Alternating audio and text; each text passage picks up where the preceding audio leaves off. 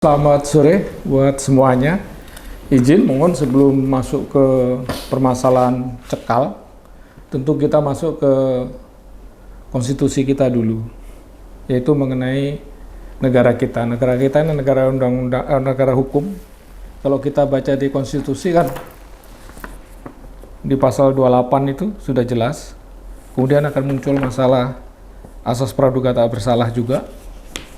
Kemudian kalau kita masuk di KUHP, itu juga KUHP, maksud saya, itu juga ada perlindungan-perlindungan untuk itu. Pasal 54, 55, 56, dan seterusnya. Itu segera masuk. Kemudian kalau kita membaca lagi undang-undang advokat, seperti yang Bung Petrus tadi katakan, itu juga sudah ada perlindungan-perlindungan tersebut. 16 seperti Bung Petrus katakan tadi, pasal 17 juga, advokat tidak dapat dituntut. Ini saya bacakan saja biar gak keliru ya. Secara lengkap. Jadi seperti yang dikatakan Bung Petrus tadi, pasal 16, advokat tidak dapat dituntut baik secara perdata maupun pidana dalam menjalankan tugas profesinya dengan etiket baik untuk kepentingan pembelaan klien dalam sidang pengadilan. Nah, ini kan sering yang digunakan sebagai landasan rekan-rekan advokat untuk mengatakan bahwa tidak dapat di ini. Nah, ini cuman ada kalimat dalam sidang pengadilan. Ini yang sering digunakan juga oleh pihak penegak hukum yang lain untuk tetap melakukan langkah-langkah hukum terhadap advokat. Di dalam penjelasannya pun juga, ini juga tidak menguatkan kita sebagai advokat. Dalam penjelasannya dikatakan apa itu yang dimaksud di dalam peradilan itu. Dikatakan yang dimaksud dengan sidang pengadilan adalah sidang pengadilan dalam setiap tingkat pengadilan di semua lingkungan peradilan. Sedangkan kita advokat bertugasnya itu di luar pengadilan dan di dalam pengadilan. Sejak di luar pengadilan. Sejak di luar pengadilan, bahkan sebelum melakukan proses kalau ini pidana, di tingkat penyidikan, penyelidikan, sebelumnya sudah berhubungan, sudah melakukan jasa hukum kita. Nah, ini mungkin yang mesti diselaraskan pasal 16 ini dengan fungsi daripada advokat sendiri yang diatur di dalam pasal 1 ayat 1 dan 2 ini. Advokat adalah orang yang berprofesi memberi jasa hukum baik di dalam maupun di luar pengadilan yang memenuhi persyaratan berdasarkan ketentuan undang-undang ini. Jadi diaturnya itu sudah di luar pengadilan maupun di dalam. Nah, sedangkan hak imunitasnya tadi, itulah yang dikenakan oleh pihak penegak hukum lainnya. Ini mungkin menjadi perhatian buat kita para advokat. Apakah ini harus direvisi atau bagaimana supaya selaras dengan ketentuan umum mengenai advokat. Kalau ini di luar pengadilan dan di dalam pengadilan, kenapa ini tidak? Karena kita kan sebenarnya sama kayak polisi. Polisi, jaksa, hakim, advokat ini penegak hukum semua kan. Dan setara seharusnya, hanya fungsinya yang berbeda-beda.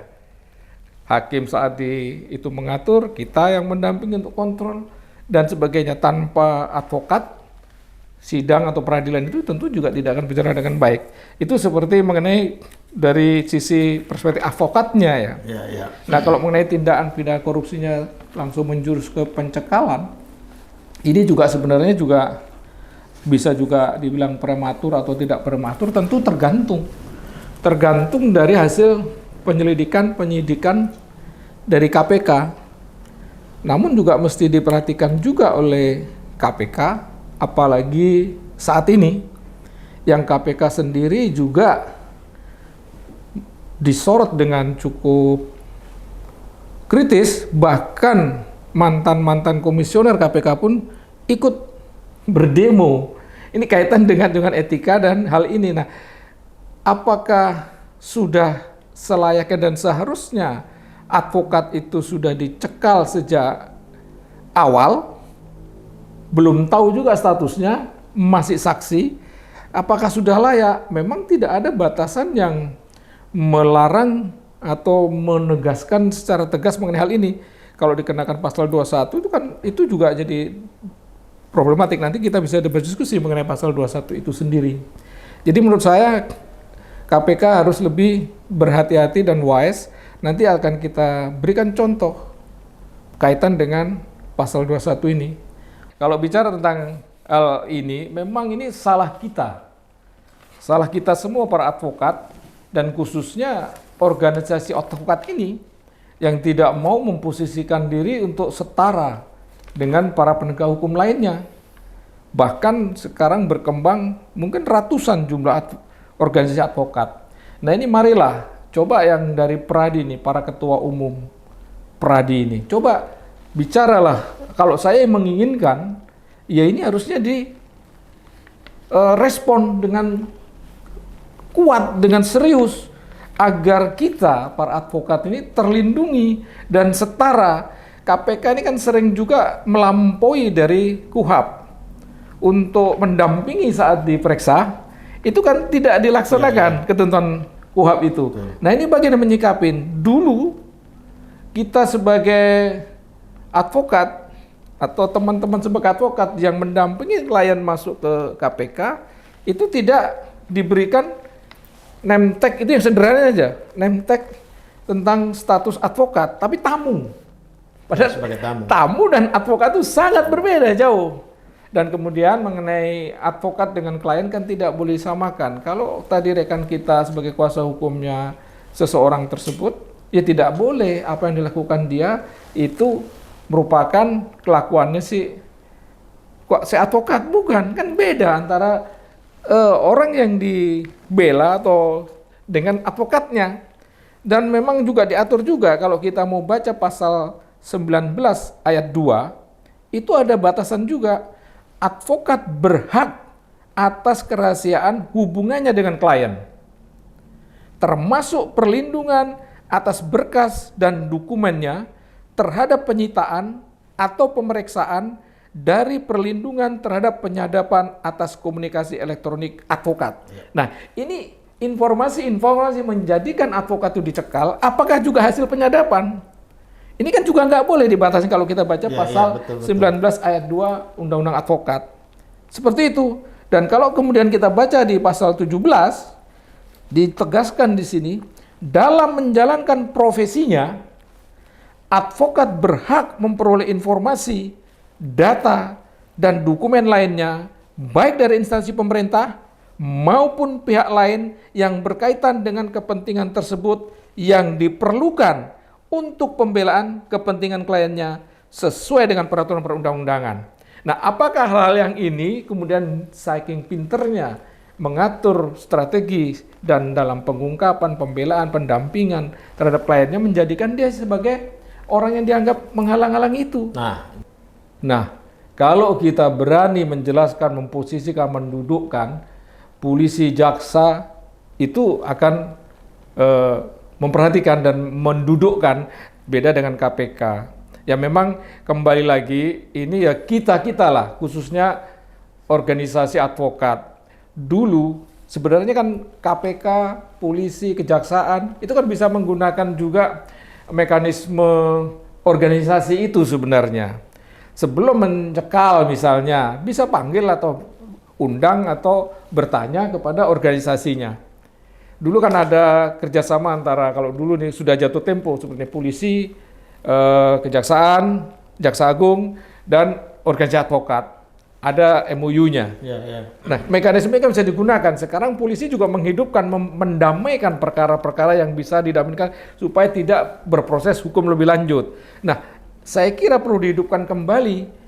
Saya, dalam hal ini DPC Pradi Jakarta Selatan, sudah begitu dilantik periode saya pertama, saya sudah mendatangin Ketua Pengadilan Negeri Jakarta Selatan, mendatangi Kejaksaan Jakarta Selatan, kemudian akan mendatangi Kapolres. Tetapi ini ada suara yang menyatakan, halo Moan, apa yang mau kau pakai, kau capek? Siapa mengkooptasi siapa? Nah, pernyataan-pernyataan minir ini harusnya tidak boleh. Nah, kalau kita mau didudukkan sebagai penegak hukum sebagaimana mestinya, saya waktu itu saya bicara dengan Ketua Pengadilan Negeri Jakarta Selatan, Pak Arifin, sudah diganti. Saya katakan, Ini untuk salah satunya seperti itu. Agar kita tidak berantem antara penegak hukum untuk hal-hal di luar hukum yang hanya jadi konsumsi media. Nah, forum ini bisa kita pakai. Saya bilang begitu. Sangat setuju sekali, demikian juga kejaksaan. Tapi di kepolisian ini kan penegak hukum ini kan pergantiannya cepat. Jadi kita belum sempat tanda tangan MOU-nya. Pihak Kapolres sudah ganti, ketua pengadilannya ganti, kejaksaannya ganti. Nah, ini kami sedang ingin merintis kembali sebenarnya, namun para pimpinan-pimpinan tertinggi di organisasi advokat ini harus juga sama juga sepaham mengenai hal itu. Dengan adanya ini, kemungkinan mekanisme kayak sebenarnya gini, saya contohkan deh, notaris, polisi itu masih menghargai notaris. Mekanismenya mereka ikuti. Nah, untuk memanggil notaris sebagai saksi, dia masih berkirim surat dulu ke Dewan Kehormatan Notarisnya. Ya. Nah, ini bagaimana supaya para penegak hukum, baik itu KPK, polisi, kejaksaan, dan yang lainnya, sebelum memanggil atau memeriksa, apalagi mentersangka atau mencekal, itu berkomunikasi dulu dengan organisasi. Nah, supaya mereka mau, ya tentunya kita juga harus tahu diri juga. Kalau kita berantem sendiri di antara organisasi advokat, ya bagaimana penegak hukum lain mau menghargai kita? Ya. Saya kira itu juga yang harus tapi kita tetap juga harus dukung KPK untuk memberantas korupsi ini. Jangan didiamkan atau kita malah mendukung untuk terjadinya makin bertumbuhnya KPK. Kalau kita dengar Mahfud MD terakhir bicara apa? Ku nengok sini korupsi, nengok sini korupsi, kehutanan korupsi, udara korupsi, semua korupsi. Atas bawah kiri kanan. Atas bawah kiri kanan. Nah, kita advokat juga harus memberantas korupsi. Tapi kita juga harus memposisikan kita sebagai advokat juga dihargai oleh para penegak hukum lain. Jangan main langsung ditangkap. Beberapa bulan yang lalu saya ditelepon oleh Kanit di Krimsus di Polda Metro Jaya. Dia telepon, "Bang, saya mau periksa advokat, Bang. Haruskah saya minta izin atau bersurat dulu ke organisasi, Bang?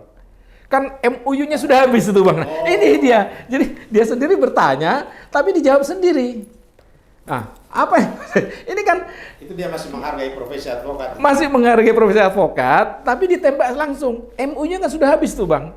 Karena tidak diatur di dalam undang-undang advokat juga. Ya. Dan di polisi mungkin perkapnya juga nggak ada untuk hal itu. Jadi ayo kita nih mulai lagi bangkitkan, setarakan kita supaya kita juga tetap dihormati dan kita juga harus memposisikan diri supaya dihormatin juga. Kalau saya jadi ketua umumnya, tentu ini akan menjadi konsentrasi prioritas nih untuk dibahas. Karena apa? Ini terjadi benturan antara undang-undang advokat yang menyatakan bahwa kita boleh merahasiakan semua, kayak dokter lah. Itu sudah ada, dokter juga digugat oleh pasiennya karena membocorkan hal itu karena dianggapnya mencemarkan nama baik, merugikan secara imaterial. Kalau kita baca pasal 21, setiap orang yang dengan sengaja mencegah, merintangi atau menggagalkan secara langsung atau tidak langsung penyidikan, penuntutan dan pemeriksaan di sidang terdakwa maupun para saksi dalam perkara korupsi dipidana dengan pidana penjara paling singkat 3 tahun dan paling lama 12 tahun dan atau denda paling sedikit 150 juta dan paling banyak 600 juta. Nah, ini kan bertentangan dengan rahasia itu tadi. Nah, ini dikatakan, dan ini karena pasal ini tidak ada batasan secara tegas. Merintanginya seperti apa? Sedangkan kita sebagai advokat harus pandai, ahli, membela, meringankan setidaknya atau memposisikan sedemikian rupa supaya diuntungkan kliennya. Ya, memang saya juga sependapat, setuju aja. Karena korupsi itu tidak mudah memberantasnya. Seperti Pak Mahfud MD bilang juga, nengok ke hutan ada korupsi, nengok ke udara korupsi, laut korupsi, kemanapun ada korupsi dan lebih hebat. Dan pasal ini ternyata tidak mengenakan, masih belum memuaskan, bahkan sekarang kan mau dirampas dulu. Nah, apakah nanti nih, sedikit melebar sedikit Bung Petrus, apakah nanti merampas itu juga akan merampas hartanya advokat? Kalau nanti ini seperti sekarang nih, advokat dicekal seolah-olah dia si koruptor itu, terdakwa koruptor. Nanti apabila undang-undang perampasan harta ini berlaku. Nah, advokat juga harus menyimak juga ini. Jangan sampai kalau itu diduga hartanya milik klien, itu pasti akan diambil juga. Oh iya. Nah, ini harus diwaspadai. Kita sebagai advokat dan khususnya organisasi advokat yang punya kewenangan untuk memperhatikan hal ini. Jadi inilah memang kita advokat, khususnya DPC Pradeja Selatan sangat mendukung untuk pemberantasan korupsi. Tapi kita juga ingin para anggota kita itu juga dihormatin, didudukkan sebagaimana mestinya sebagai setara dengan dia. Kita juga penegak hukum yang juga ingin memberantas korupsi. Ingat itu, bahwa kita juga penegak hukum yang ingin memberantas korupsi. Jangan dianggap kita ini bagian dari pelaku korupsi. Ya. Seperti tadi Bung Petrus katakan, kita bukan klien. Kita memang menjual jasa hukum untuk kepentingan klien. Nah, kalau misalnya ada kesalahan daripada para penegak hukum, kemudian kita lebih bisa mengatasi, entah itu di level penyelidikan, penyidikan, pemeriksaan, dan sebagainya, kita bisa mengcounter itu. Nah, ini nanti dicoba aja Bung Petrus. Saya juga mengalami waktu di Polda, tapi akhirnya kita protes berat ya. Saksi itu mau terbang ke Singapura, diambil oleh polisi paspornya, dan paspornya otomatis kan nggak bisa masuk dia. Nah, kenapa saya katakan, kenapa kau berani mengambil? Karena kita mau jadikan saksi, mau kita periksa. KPK atau polisi? Polisi. Oh, polisi. Tapi kemudian minta maaf memang kaptennya ini. Saya marah besar. Nah, apakah bisa juga nunggu sampai betul-betul terbukti bahwa siapa yang akan dicekal itu tidak bisa terbang, baru melakukan pra-peradilan, atau melakukan protes keras, atau bagaimana, atau organisasi advokat juga bersurat ke KPK. Nah, ini kalau untuk pertanyaannya Bung Petrus, bagaimana organisasi akan melindungi, ya bersurat mungkin.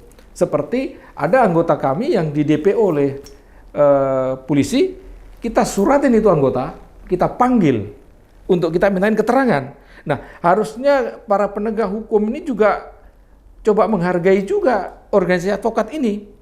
Kami sudah menunjukkan, ada kita hanya dari berita loh, bukan dari surat polisi. Saya mendapatkan dari berita, sebelumnya mendapat informasi dari anggota yang lain, Bang, ini ada anggota selatan di DPO. Apa dasarnya? Kita lihat kan di berita. Karena ada berita itu dan ada informasi itu, saya suratin itu anggota, saya panggil ke kantor untuk kita mintain keterangan. Setelah kita panggil beberapa kali tidak datang, baru kita keluarkan dari minimal wadah organisasi advokat itu dulu, tidak kita libatkan dalam semua aktivitas organisasi advokat. Nah, ini kita lakukan, para penegak hukum yang lainnya. Mohon langkah dulu itu diteruskanlah. Kalau mau meriksa advokat, bersurat dulu ke organisasi advokat. Kalau sekarang itu tidak lakukan, ayo para pimpinan organisasi advokat, hidupkan kembali supaya para penegak hukum itu sebelum melakukan tindakan hukum kepada para advokat, yang anggota, yang dia juga penegak hukum, individu loh itu kan, para penegak hukum semuanya, bersurat dulu. Saya kira gitulah. Nanti kalau mengenai contoh case-nya saya ada catat contoh case-nya. Yang jelas, memang setuju aja itu mengenai dicoba untuk pra-peradilan. Karena memang kalau kita mengacu contoh kasus, langsung saya sebut aja Lukas ini. Ini juga bisa dilakukan sebagai percobaan juga. Lukas Oktober 2018 tersangka, 2 Oktober 2018 ditahan, 7 Oktober mulai diadili, 6 Maret 2019 JPU melakukan tuntutan, 20 Maret 2019 putusan PN, Juni 2019 putusan banding, 16 Desember 2020 putusan kasasi. Jadi kalau di PN Jaspus dihukum 7 tahun, dibanding turun jadi 5 tahun, kemudian di kasasi turun lagi jadi 3 tahun. Nah, ini nanti terakhir nih yang saya mau komentar ini. Kemudian tanggal 7 PK. Jadi ini tuntas ini. Sebenarnya kalau mau dipakai untuk eksaminasi atau apa buat diskusi lebih lanjut, boleh nih buat dipakai. 7 April putusan PK turun, dinyatakan bahwa sebagai ketua ini alasan PK-nya permohonan terpidana mengenai adanya kekhilafan atau kekeliruan yang nyata dalam putusan kasasi dapat dibenarkan. Ya, ini kan prinsip yang sejelas secara umum harus ada novum atau bukti baru. Tetapi alasan PK yang diajukan untuk kasus ini tadi yang saya bilang dicoba aja pra peradilan mengenai cekal tadi. Ini buktinya bisa diterima oleh Mahkamah Agung. Alasannya apa? Permohonan terpidana mengenai adanya kekhilafan atau kekeliruan yang nyata dalam putusan kasasi MA dapat dibenarkan. Siapa yang bilang? Juru bicara MA, Pak Andi Samsung Ngaro. Jadi padahal ini kan yang kita tahu selama ini kan kekhilafan dan kekeliruan itu masuk waktu di posisi kasasi kan. Tapi ini di PK dipakai. Dalam pertimbangannya majelis hakim menyimpulkan tidak cukup bukti untuk menyatakan permohonan PK terpidana terbukti melakukan perbuatan yang didakwakan berupa itu tadi merintangi atau obstruction of justice. Nah, maksud saya mengingatkan kepada penegak hukum mungkin dalam hal ini KPK, tolong jangan buru-buru sekali yang ternyata merugikan advokat. Ini Lukas sudah sampai PK. Kalau ini mau diteruskan oleh Lukas supaya akan lebih bagus lagi sebenarnya melakukan gugatan perdata. Coba digugat perdata. Merugikan. Dia ditahan kurang lebih 2 tahunan. Jarang loh. Nah, namanya ada. Nah, ini kalau memang advokat mau mencoba untuk memposisikan diri sebagai penegak hukum, ini ada contoh kasus yang bagus untuk dilakukan. Udah mentok, sudah nggak ada lagi. Dengan berbagai kalau bilang penyimpangan atau penerobosan ya, penerobosan kaidah-kaidah yang berlaku normal. Kita kemudian nanti yang rekan kita yang dicekal mencoba melakukan pra peradilan, ini juga bisa dipakai jurisprudensi, Mahkamah Agung menerima. Harusnya ini alasan untuk di posisi kasasi. Nah, kalau ini dilakukan gugatan perdata, kita lihat coba. Supaya apa? Ini kebetulan advokat juga. Nah, saya ambil contoh memang yang advokat supaya mantap gitu.